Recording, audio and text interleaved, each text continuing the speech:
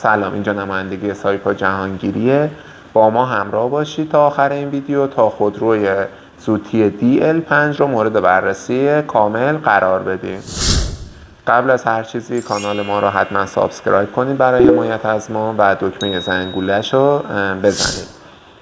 خب خودرویی که الان من میخوام امروز براتون بررسی بکنم خودروییه که زوتی DL5 و قراره که تاریخ 12 بهمن 1402 این خودرو باز بشه. ما میخوایم که کلا این ویدیو رو 5 تا قسمت تقسیم کنیم: تاریخچه‌اش، مشخصاتش، قیمتش، رقیبای این خودرو و نتیجه گیری کلی. تاریخچه این خودرو برمیگرده به سال 1400، زمانی که شرکت راین خودرو 2000 دستگاه از این خودرو رو از شرکت زوتی با اینکه پولش رو بهش داد پیش خرید کرد، ولی چون شرکت زوتی ورشکسته شد از فروش این خودروها سر باز زد و تیر 1402 شرکت پارس خودرو اومد و این خودرو رو از شرکت زوتی خریداری کرد.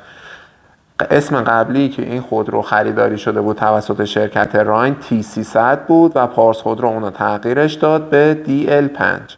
این ماشین DL5 زوتی تو سال 2016 توسط شرکت زوتی طراحی شده. پیشرانش همون حجم موتورش 1500 لیتره و توربو شارژر داره و دقیقاً این ماشین یه جورایی کپی شده از میتسوبیشی کولته که هم پیشرانه 144 اسب بخاری و گشتاور 215 نیوتن متر مربعی را داره. لازم به ذکره که این گیری بوکس این خودرو دارای CVT 6 دنده است. موتوری که این ماشین داره همونطوری که گفتیم 1500 لیتریه، توربو داره، آلایندگی سطح آلایندگیش یورو 5، گیری بوکس CVT داره. قدرت ماشین 144 اسب بخاره، گشتاورش هم 215 نیوتن متره. حد اکثر سرعتی که با این خودرو تست شده 180 کیلومتر بر ساعته. حجم باکش هم 48 لیتره. وزن ماشین هم 1 تن و 420 کیلوگرمه. آپشنایی که ماشین داره به ترتیب من میگم: کروز کنترل، 2 تا ایربگ داره، یعنی ایربگ راننده و سرنشین. گیری بوکسش با حالت برفی هم داره. فرمون برقی قابل تنظیم با روکش چرمی.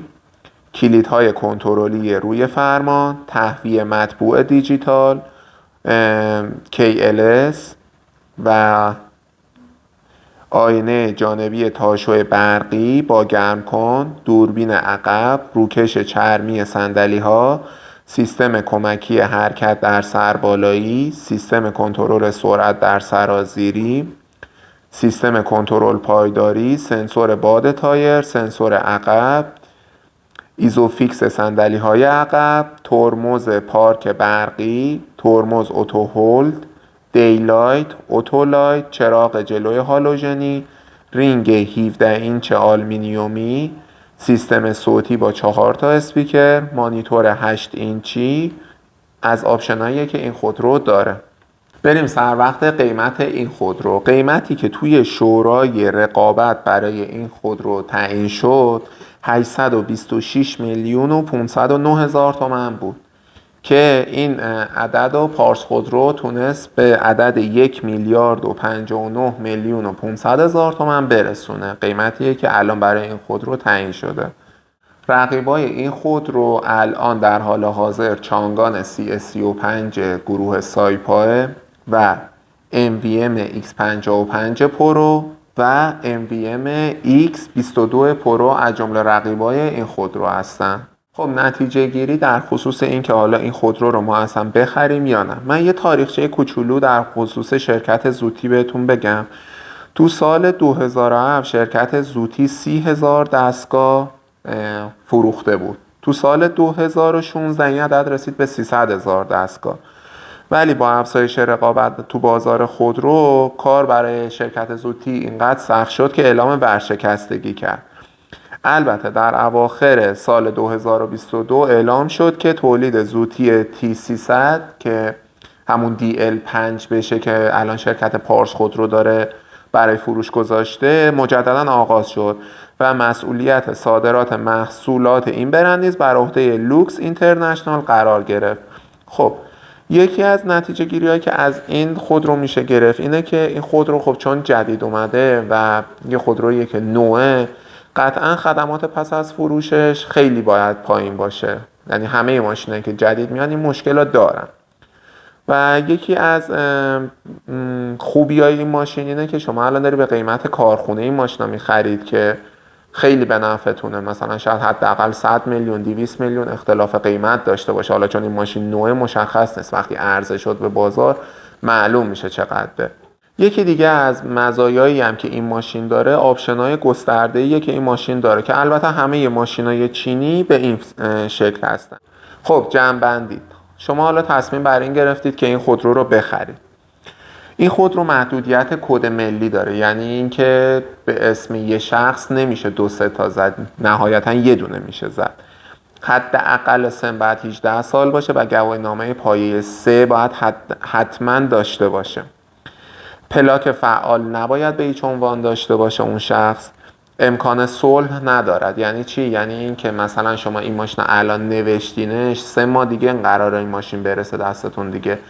امکان این نیست که شما اینا داخل نمایندگی بیاید و بگید آقا اینا انتقالش بدید به اسم یه شخص دیگه. نه، نمیشه. شما باید بذارید ماشین برسه، بعد از طریق دفتر خونه و قولنامه و اینا این ماشینا بفروشید. نمیتونید داخل نمایندگی از طریق امکان صلح نمیتونید بفروشید.